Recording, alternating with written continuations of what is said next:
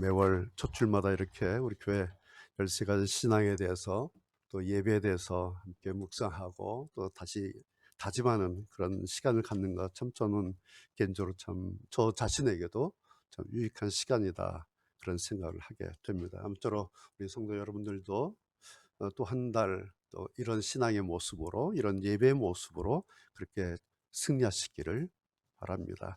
오늘 설교 제목이 신앙 근력 키우기라는 제목입니다. 신앙 근력 근육이죠. 예. 저는 개인적으로 사실 운동을 그다지 즐겨 하지 않아요. 하는 것도 별로 좋아하지 않고요. 그래서 군대 있을 때 제일 좀 짜증났던 게 뭐냐니까 주말 토요일 날 이렇게 쉬려고 하는데 축구하자고 나오라 할 때 다른 사람들은 막 너무너무 좋아하는데 저는 그게 싫었어요. 그래서 "너 대신 나가." 그래요. 저는 이제 보초스로 나가고. 그리고 뭐 또 겨울에 태권도 한다고 또 도복 입고 나오라 그러면 그거 그렇게 싫어서 제가 좀 운동을 그다지 즐겨하지 않습니다. 뭐 스포츠 보는 것도 손흥민 축구만 봐요. 야구는 너무 지루하고 시간도 오래 걸리고. 그래서 저는 좀 그렇습니다. 그래도 뭐 잘 지내왔어요. 큰 병 없이. 그런데 젊었을 때는 몰랐죠. 근데 나이가 들면서 '야, 이 근육이라는 게 이렇게 중요한 거구나.' 그것을 절감하고 있습니다. 왜냐니까 여러분 뭐 저보다 더 잘 아시겠지만 근육이라고 하는 것이 장기적인 건강을 지탱해 주는 그런 아주 조건 아닙니까? 그렇죠? 멀리 내다보고 오랫동안 평생 가져야 될 그런 건강의 조건이 우리의 이 근육이다라는 거죠. 오늘 이 말씀을 드린 것은 오늘 우리가 하고 있는 이 신앙이라고 하는 것도 어떻습니까? 평생 하는 거잖아요. 그렇죠? 예. 우리가 주님 앞에 서는 날까지 이 신앙은 평생 하는 아주 장기적인 일이죠. 그런 점에서 신앙에도 신앙의 어떤 근력, 근육 뭐 이런 게 필요하다. 그래서 오늘 설교 제목을 그렇게 잡아서 신앙 근력을 좀 키웁시다. 그런 말씀을 좀 드리려고 합니다. 오늘 아침에 제가 여러분에게 유튜브 영상 보내드렸죠? 다 보셨습니까? 예, 못 보신 분도 계시겠는데 한번 그 소리만 좀 듣도록 하겠습니다. 오늘 설교와 관련돼서 드릴 말씀이 있어서 그런데요. 음, 못 보신 분은 소리만 이렇게 들으십시오. 이렇게 성령을 받은 사람하고 성령의 충만을 받은 사람이 차원이 다르지. 교회 댕기는 거는 교인이고 예수를 믿는 거는 성도고 하나님의 뜻대로 살려고 하는 사람은 자녀. 관광객이 따로 있고 주관자가 따로 있듯이 전능하신 하나님을 내 아버지 예수 그리스도를 나의 주 이렇게 생각할 수 있는 거는 생각으로 안 되는 거고 교회 댕긴다고 되는 게 아니에요. 교회를 댕기는 사람하고 예수를 믿는 사람하고 성령을 받은 사람하고 뭐랄까요? 제가 우연히 이렇게 유튜브 보다가 이 영상을 보게 됐어요. 그래서 처음에는 그냥 뭐 할머니 선교사님이신가 보다 했는데 이 이름을 보니까 허복란 선교사님 이렇게 돼 있어요. 그래서 좀 이렇게 좀 익숙하기도 하고 어디선가 좀 들어본 듯한 이름이기도 하고 누굴까라고 봤더니 제가 중학교 시절에 그러니까 거의 한 50년 전에 이 선교사님, 이 목사님이 되셨군요. 그때 전도사님이셨는데 그러니까 그때는 한 30대 중반이셨죠. 제가 중학교 때니까요.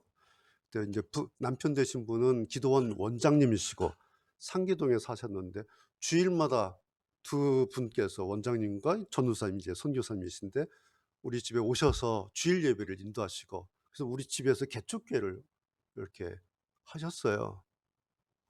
그때 이제 그때도 이분은 주로 인제 예언 기도도 하시고 은사 뭐 신유 기도하시고 뭐 그런 분이었는데 이분이 막 설교도 하시고 그랬어요. 그때도 좀 무서웠어요. 얼마나 카랑카랑하고 얼마나 막 직설적이고 그랬던지 그 기억이 났어요. 그러고 보니까 50년 만에 제가 우연히 이 영상을 보게 된 거예요. 50년 지나니까 지금 87세 할머니셔서 미국 가셔서 한 40여 개 지역을 다니시면서 그동안 한 50년 동안 그렇게 사역하셨던 말씀을 하시는 거예요. 제가 좀 깜짝 놀라기도 하고 50년 전 그때 제가 중학교 시절인데 예배 끝나면 이제 저희 삼형제 앉혀놓고 이렇게 또 안수기도 해주시고 예, 하셨던 그 전도사님이 이제 선교사님 되셨는데 다시 보면서 50년 만에 이분을 뵙고 다니까 느낌이 그야말로 한여름밤의 꿈 같았어요. 50년 세월이 훅 지나서 이분은 87세 할머니 선교사님으로 이렇게 설교하고 계시고 저는 이 나이에 목회하는 목사가 되어 있고 근데 50년 세월이 이렇게 점핑을 했는데 그야말로 잠깐 자고 일어난 듯한 그런 느낌이 저에게 들었어요. 다른 게 아니라 목소리 들으셨죠? 다시 한번 들어보시겠어요? 네. 저 오늘 설교 제목 때문에 그래요. 교회를 댕기는 사람하고 예수를 믿는 사람하고 성령을 받은 사람하고 성령의 충만을 받은 사람이 차원이 다르지. 교회 댕기는 거는 교인이고 예수를 믿는 거는 성도고 하나님의 뜻대로 살려고 하는 사람은 자녀. 야, 이 카랑카랑한.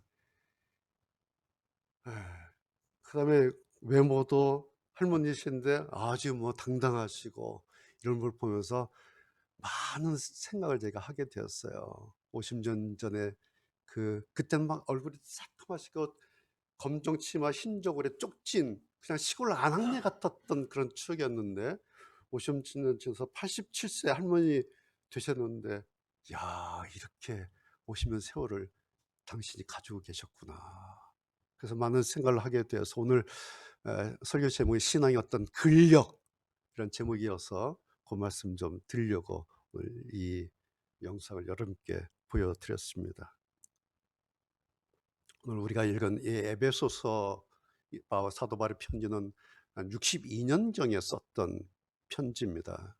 그러니까 로마 제국의 박해가 한창이었던 우리 초기 그리스도인들에게 사도 바울이 옥중 서신이죠. 에베소서, 빌립보서, 골로새서, 빌레몬서 이 네 권을 옥중 서신이라고 하는데 그 박해가 심하던 그 1세기 때 사도 바울이 소아시아 교회들에게 성도들에게 편지를 보낸 그런 말씀이죠. 그러니까 옥중에서 편지를 쓸 때에 사도 바울의 그 마음이 얼마나 절절했겠습니까? 어쩌면은 자기가 그 성도들과 다시 만날 수 없을지도 몰라요. 그래서 마치 유언처럼 마지막 편지를 이렇게 하기 때문에 오늘 이 말씀은 어떤 특징이냐니까 마지막 부탁이기도 하고 그리고 신앙에 있어서 가장 중요한 핵심이기도 하죠. 뭐 많은 말씀이 아니죠. 간단한 편지입니다. 오늘 사도 바울이 에베소서를 통해서 하시는 말씀은 다른 게 아니라 신앙이라고 하는 것이 하루 이틀 하는 게 아니라 평생 마지막까지 해야 하는 건데 그러기 위해서는 버틸 힘이 있어야 된다 이 말씀을 하고 있는 거예요. 지금 박해 시대 1세기 얼마나 그리스도인들이 많은 박해를 받고 힘들었겠습니까? 이걸 버텨야 되는데 그냥 막 버티는 게 아니라 버틸 힘이 있어야 된다. 이것을 오늘 제가 설교 제목으로 신앙의 근력이다 이렇게 바꿔서 이제 제목을 붙인 겁니다. 이 신앙의 근력, 신앙을 버틸 힘이 있어야 되는데 그러기 위해서는 반드시 두 가지가 있다. 그래서 사도 바울께서 두 가지를 소개하면서 이 두 가지를 위해서 내가 당신들을 위해서 기도하고 있다라는 그런 말씀을 하죠. 오늘 16절 다시 한번 보시면 여러분 한글로 보시고요. 제가 쉬운 성경으로 이렇게 읽어드리겠습니다. 하나님께서 성령을 통해 그분의 능력으로 여러분의 속사람을 튼튼하게 하여 주시기를 기도합니다. 쉬운 성경 이렇게 되어 있어요. 17절은 믿음을 통해 그리스도께서 여러분의 마음 가운데 살아계시기를 기도합니다. 16절, 17절 우리 한글 성경은 15절에 무릎을 꿇고 비노니 하옵시며 이게 이제 기도한다는 말씀이죠. 두 가지를 위해서 기도하는데 뭐냐니까 하나는 성령의 능력으로 당신의 속사람이 튼튼하게 되는 것을 내가 기도한다. 그리고 두 번째는 믿음으로 당신들 그리스도께서 당신 마음 가운데 살아 계시는 것을 위해서 기도한다. 이 두 가지를 이제 말씀을 하고 있죠. 자, 첫 번째 성령께서 당신의 속삼을 튼튼하게 하게 된 것은 이것은 이제 성령께서 하시는 일이고요. 그다음에 그리스도께서 우리 마음 가운데 살아 계시는 것, 이것은 내가 믿음으로 해야 되는 일이다. 성령께서 해야 하는 일과 내가 해야 되는 일, 우리가 해야 되는 일, 이 두 가지를 소개를 하고 있죠. 여러분 뭐 운동 많이 하시죠? PT도 하시고요. 가면 트레이너가 있죠. 옆에 트레이너가 도와주지 않습니까? 그리고 결국 운동은 자기가 하는 거예요. 그래서 운동할 때 옆에 감독, 코치, 트레이너가 있고 결국 운동하는 당사자는 자기가 하는 거죠. 예. 이 원리가 똑같아요. 신앙의 근력 키우기도 내가 주여 믿습니다고 나만 하는 게 아니라 성령께서, 그러면서 또 내가, 운동의 원리와 똑같죠. 그래서 오늘 이 말씀을 좀 여러분에게 다시 확인해 드리려고 합니다. 첫 번째, 그 성령께서 하시는 일 말씀대로 오늘 15절에 아버지 앞에 무릎을 꿇고 비노니 뭐겠어요? 예, 성령의 도우심을 위해서 그것을 기도해라. 성령께서 도우시기를 기도하라. 무엇을 위해서? 우리의 신앙을 위해서. 우리가 신앙, 오늘 13가지 예배와 신앙에 대해서 다시 읽었는데요.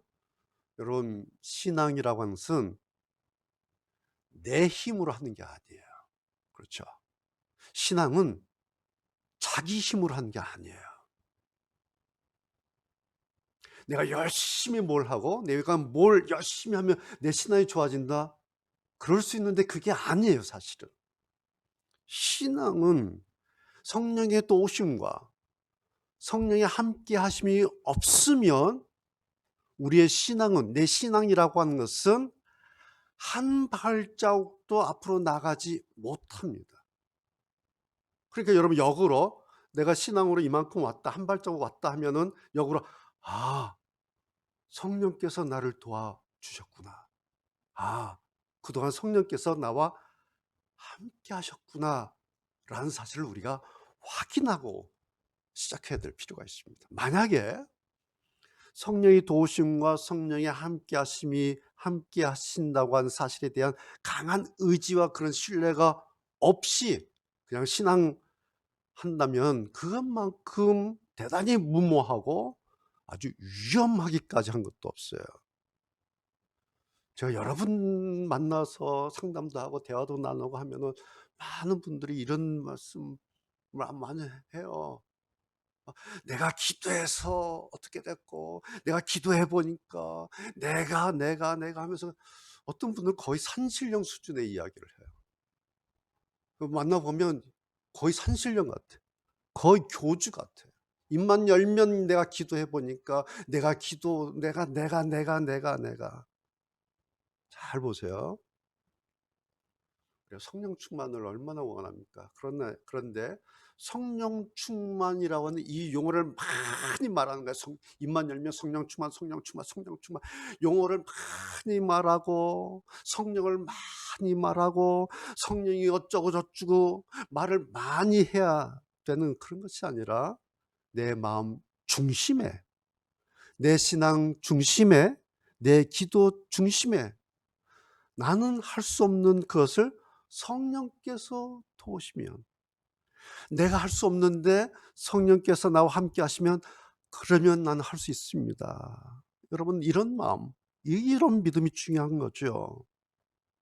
입만 열면 성령님 어쩌고 저쩌고, 일만 열면 기도해 보니까 기도했는데, 이런 게 성령 의지하는 것이 아니라는 말씀입니다. 우리가 성령을 의지하고 성령의 도우심을 구하죠. 여러분, 이것은 결코 비겁한 일이 아니에요. 우리가 성령을 의지한다고 하는 이것은 치사한 일이 아니에요. 그래서 오히려 성령에 대한 절대적인 신뢰를 갖는 것이고, 그러면서 동시에 내 신앙을 겸손하게, 우리가 성령을 의지한다는 것을, 성령을 구한다고 하는 것은 내 신앙을 겸손하게 쌓아가는 아주 기본적이고 그리고 아름다운 과정이다 라는 겁니다. 여러분 지금까지 그렇게 해오셨지 않습니까? 오늘 사도 바울의 말씀을 보면 아주 특별한 말씀을 하고 계시죠. 성령께서 당신의 속사람을, 나의 이 속사람을 튼튼하게 해주시기를 위해서 기도하십시오. 우리가 그냥 성령님 도와주세요라는 기도 많이 하는데 오늘 사도 바울의 포인트는 조금 달라요. 성령께서 나의 속사람이 튼튼하게 되도록 그렇게 도우시기를, 성령께서 나의 속사람을 튼튼하게 해주시기를, 그것을 위해서 그 목적을 가지고 기도하십시오. 여러분 사도 바울이 왜 이런 편지를 썼겠습니까? 속사람이 튼튼해야 된다. 당신들 속사람이 튼튼해야 이 신앙 가져갈 수 있습니다. 이유 아시겠죠? 예, 말씀드린 것처럼 이 편지는 1세기 초예요. 기독교가 박해받던 시대입니다.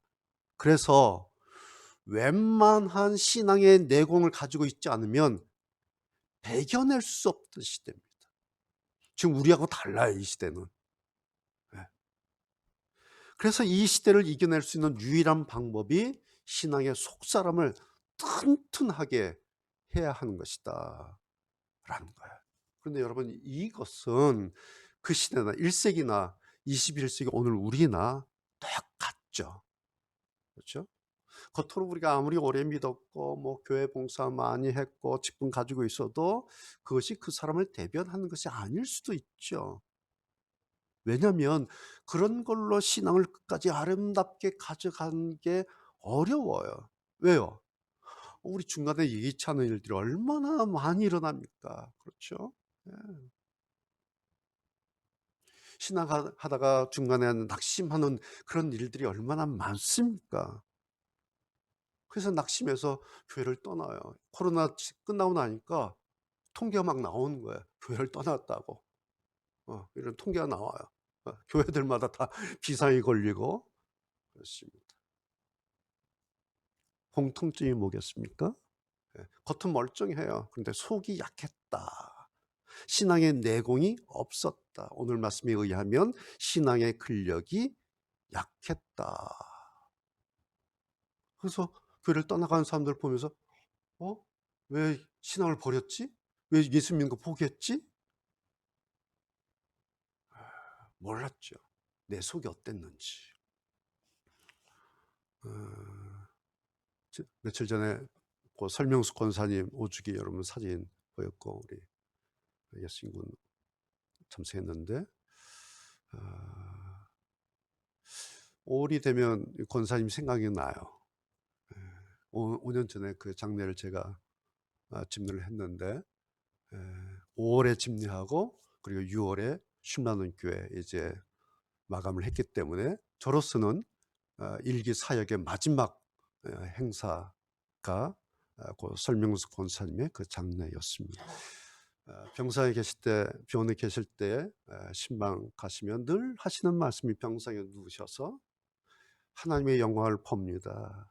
하나님의 영광. 그러면서 이렇게 천장을 보시면서 계속 권사님께서 하나님의 영광, 주님의 예수님의 영광을 봅니다. 이런 말씀을 뵐 때마다 그렇게 고백하시면서 그렇게 우리에게 오히려 우리를 위로하셨던, 격려하셨던 그 모습 지금도 이렇게 생생합니다. 그래서 설명 권사님 저는 그렇게 기억을 하고 있습니다.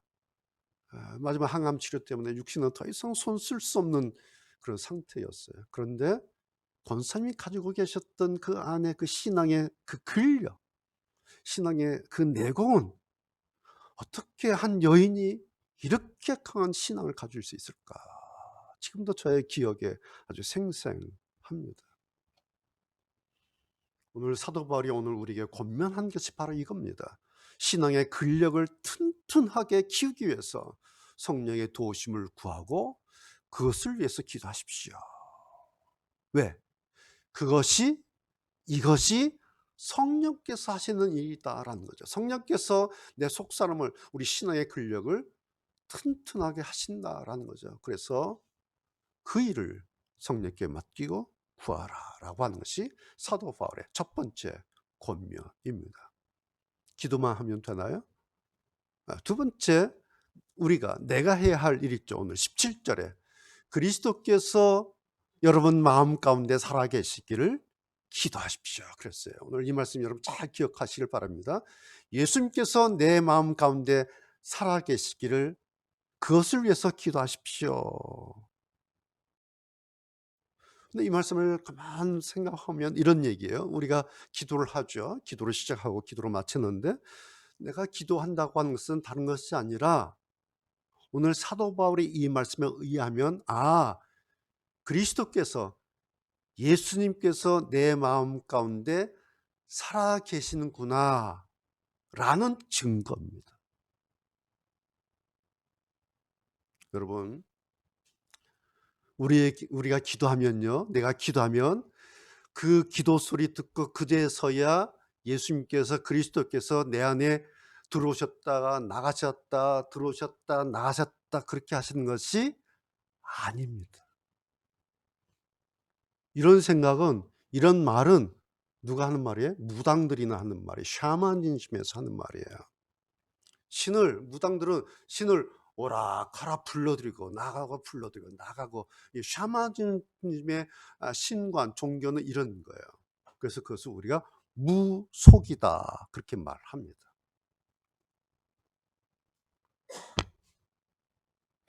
신이 들랑달랑 언제? 기도할 때. 그래서 작두 타면 큰 신이 내려오는 거예요.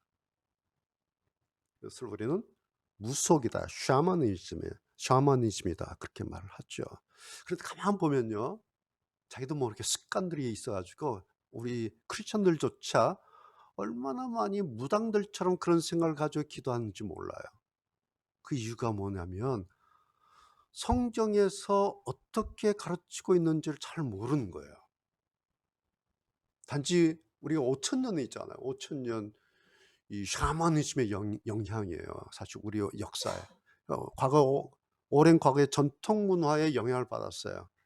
그래서 오늘 또 우리 주변 환경이, 그런 환경이 너무 많아요. 제 박사학위 논문이 이런 거였어요. 이런 주제였어요.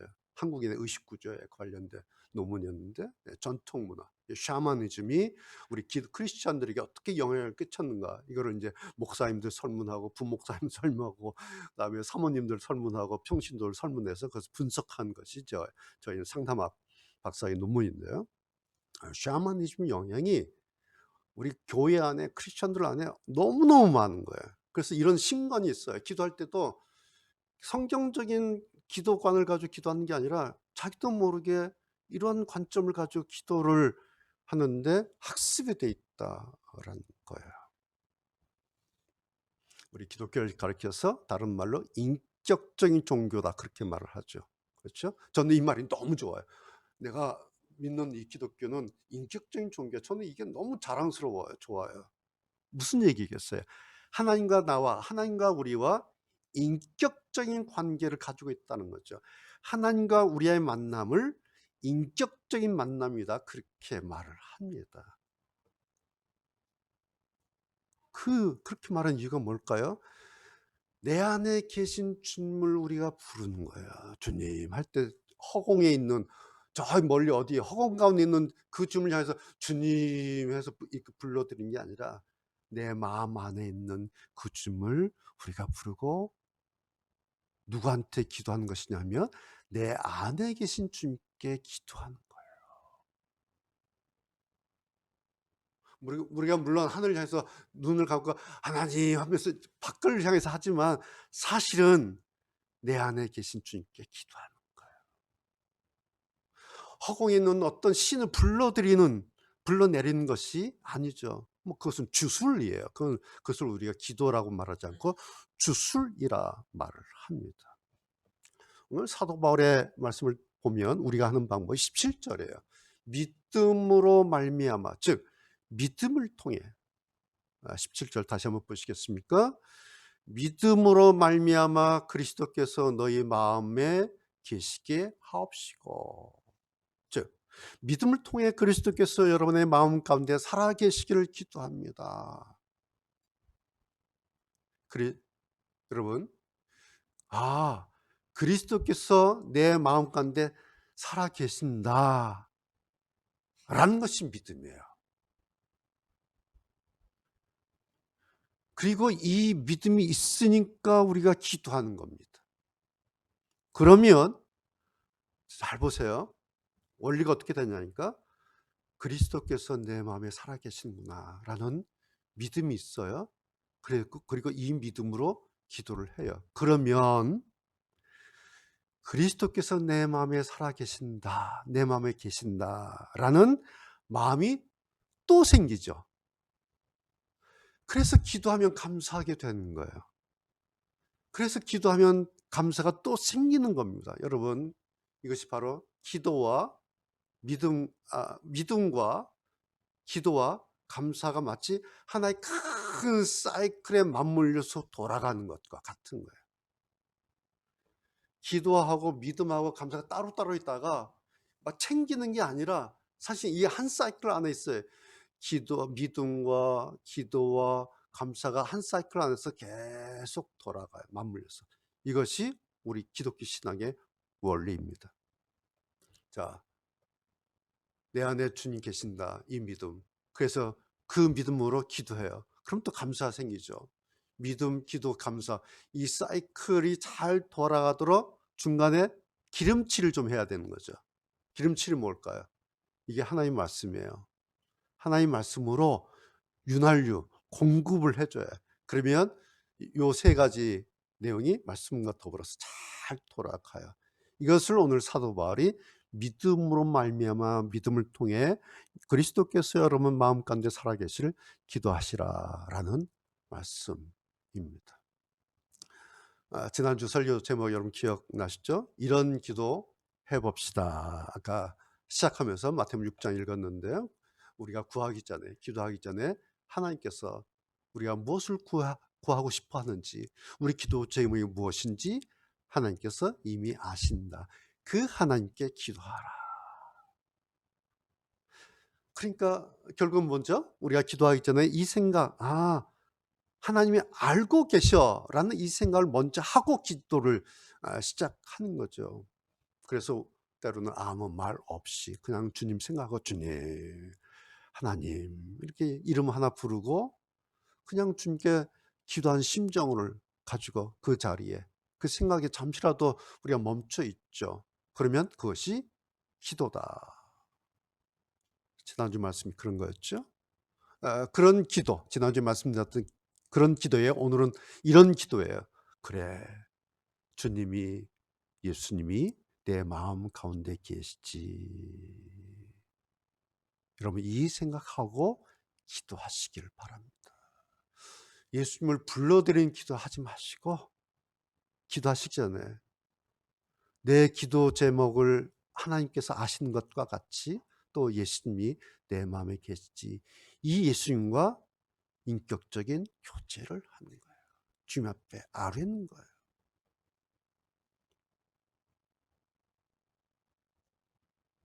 그 주님께 주님 저의 속사람이 튼튼해져서 주님 앞에 서는 날까지 멋진 그리스도인으로 그렇게 아름답게 성장할 수 있도록 주님 저를 도와주시기 간구합니다. 이렇게 내 안에 계신 주님과 교제하면서 부탁하면서 구하면서 이러면서 우리의 신앙의 근력을 키워가는 거예요. 여러분 어렵습니까? 쉽습니까? 저는 너무 간단해요. 이런 게. 왜? 왜요?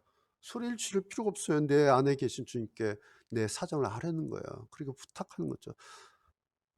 저를 튼튼한 그리스도인으로 저를 도와주십시오. 저는 늘 그런 생각을 좀 해요. 좀 제발 좀 신앙이라고 하는 것을 좀 복잡하고 좀 어렵게 베베 꼬지 않았으면 좋겠어요. 막 신앙이 막 얼마나 복잡한지요. 얼마나 막 이렇게 얽혀 설켰는지요. 근데 제가 성경을 보면 제가 보는 성경은 너무너무 담백해요. 그리고 너무너무 심플하고 아주 분명해요. 그래서 저는 맞아. 기독교 신앙은 심플하지. 여러분께 늘 그렇게 강조해 드리지 않습니까? 그런데 왜 이렇게 만나는 분들 제가 이렇게 대화를 나눠보면 왜 이렇게 복잡할까? 왜 이렇게 그럴까? 이유가 있는데요. 우리 목사님들이요. 성경 공부 교재를 만드시는데 너무 많이 만들어요. 성경 공부 교재를. 그리고 성경 공부 교재를 너무 고급스럽게 만들어요. 초급반, 중급반, 고급반. 너무 고급스럽게. 세분하게. 이해가 되세요? 예. 너무너무 많이 만들어낸 것도 한 원인이에요. 그래서 그걸 다 해야 뭐가 되는 것 같은데. 그러다 보니까 너무너무 복잡해.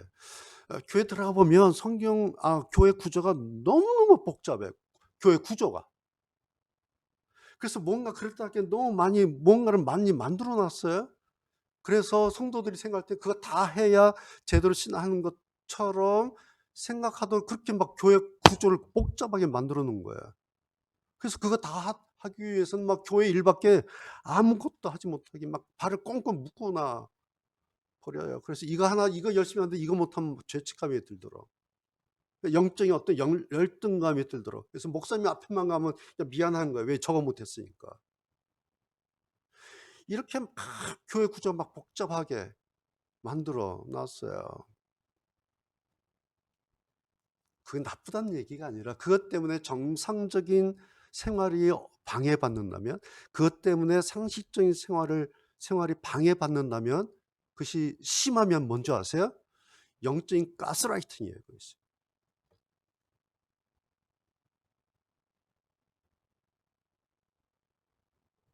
성경이요. 우리의 정상적인 생활을 방해하지 않아요. 우리의 상식적인 생활을 성경은 방해하지 않아요.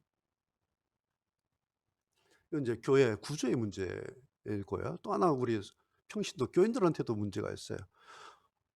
신앙을 이야기하는데 온갖 자기 이야기로, 온갖 자기 경험으로, 온갖 자기가 꿈꾸는 생각으로 마치 그것이 기독교 신앙인 것처럼, 그것이 기독교가 그것이 성경이라고 온통 뒤집박지 막 복잡하게 막 이렇게 섞어 놓는 그런 일 우리도 하지 않았으면 좋겠다.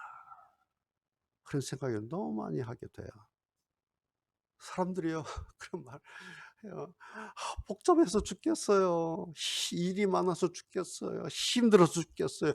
죽겠어요 하는데, 그래서 간단하게 해주고 일을 줄여주고 힘든 일 거둬주면요, 그 다음에 너무너무 좋아요 하지 않아요. 재미없어서 죽겠어요. 심심해 죽겠어요. 또 그래요. 제가 이런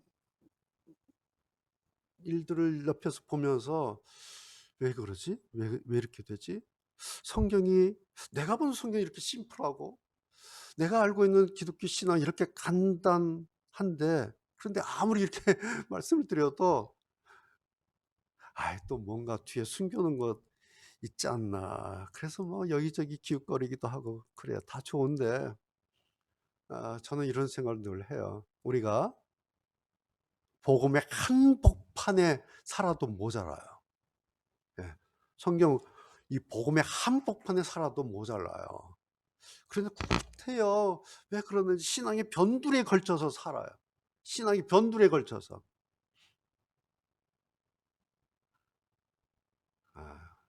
어떤 목사님이 이런 말씀을 하세요. 전화가 왔는데